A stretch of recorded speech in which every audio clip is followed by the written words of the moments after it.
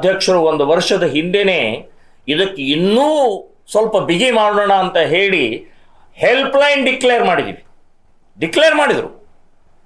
ಈ ಪುಸ್ತಕದಲ್ಲಿ helpline number ಇದೆ.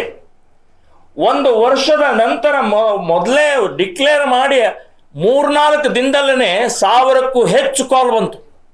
ನನ್ನ ಮಗಳು ಹೋಗಿದ್ದಾಳೆ, ನನ್ನ ಅಕ್ಕ ಹೋಗಿದ್ದಾಳೆ, ನನ್ನ ತಂಗಿ ಹೋಗಿದ್ದಾಳೆ, ನನ್ನ ಬಾಜು ಮನೆಯವಳು ಹೋಗಿದ್ದಾಳೆ, ಕಂಪ್ಲೇಂಟ್ ಕೊಟ್ಟು 1 ವಾರ ಆಯಿತು, 10 ದಿನ ಆಯಿತು, ಏನೂ ಆಗಿಲ್ಲ, ನನ್ನ ಮಗಳಿಗೆ ಬಂದಿಲ್ಲ. 1000ಕ್ಕೂ ಹೆಚ್ಚು ಕಾಲ್ಗಳು.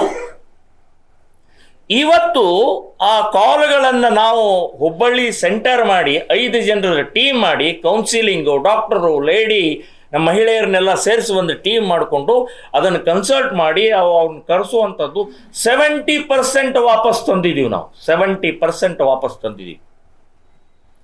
ಸೊ ಹೀಗೆ ಈ ರೀತಿಯ ಒಂದು ಗಂಭೀರವಾದಂಥ ಸಮಾಜದ ಸ್ವಾಸ್ಥ್ಯವನ್ನು ಕೆಡಿಸ್ತಾ ಇರುವಂಥ, ನಮ್ಮ ಹಿಂದೂ ಹೆಣ್ಣುಮಕ್ಕಳನ್ನ ಮಾನ ಹರಾಜಾಗ್ತಾ ಇರುವಂಥ ಈ ಇಸ್ಲಾಮಿಕ್ ಗುಂಡಗಳಿಗೆ ಎಚ್ಚರಿಕೆ ಕೊಡಬೇಕು, ಉತ್ತರ ಕೊಡಬೇಕು.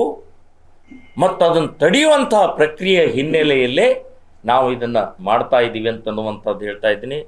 ಬಹಳ ಗಂಭೀರವಾದಂಥ ಕೆಲವೊಂದು ಅಂಕಿ ಸಂಖ್ಯೆಗಳು ನಾವು ಕೇಳ್ತಾ ಹೋದರೆ ನಮಗೆ ನಿದ್ದೆ ಬರ್ತಾ ಇಲ್ಲ. ಏನು, ಹೇಗೆ, ಯಾವ ರೀತಿ ಅಂತನ್ನುವಂಥದ್ದು. 13 ಲಕ್ಷ 2 ವರ್ಷದಲ್ಲಿ 13 ಲಕ್ಷ ಹುಡುಗಿಯರು ಈ ಕೇಸ್ನಲ್ಲಿ ದಾಖಲಾಗಿದೆ.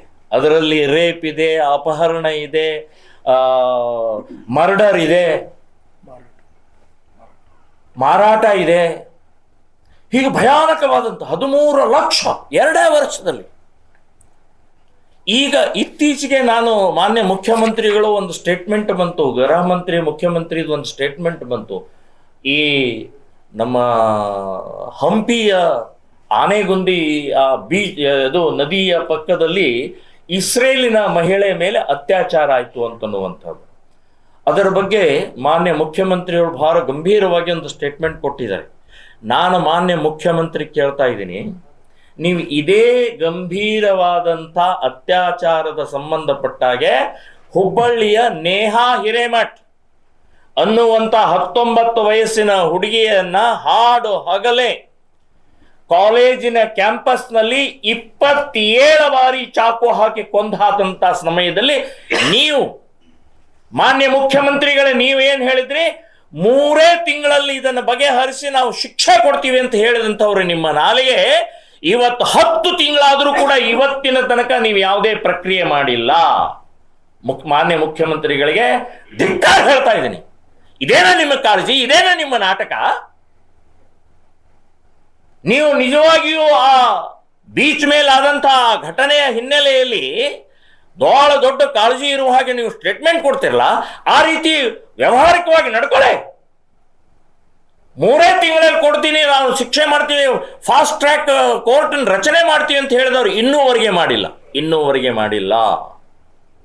ಸೊ ಈ ರೀತಿಯ ಮಹಿಳೆಯರ ಬಗ್ಗೆ ಅಸಡ್ಡೆ ನಾಟಕ ಇವತ್ತು ಕಾಂಗ್ರೆಸ್ ಸರ್ಕಾರ ಮಾಡ್ತಾ ಇದೆ ಅಂತನ್ನುವಂಥದ್ದು ಹೇಳ್ತಾ ಇದ್ದೀನಿ. ಮುಸ್ಲಿಮರ ಪರವಾಗಿ ನಿಂತ್ಕೊಳ್ತಾರೆ ಇವರ ವಿನಃ ಹಿಂದೂ ಹೆಣ್ಣು ಮಕ್ಕಳ ಪರವಾಗಿ ಇಲ್ಲ, ಹಿಂದೂಗಳ ಪರವಾಗಿ ಇಲ್ಲ.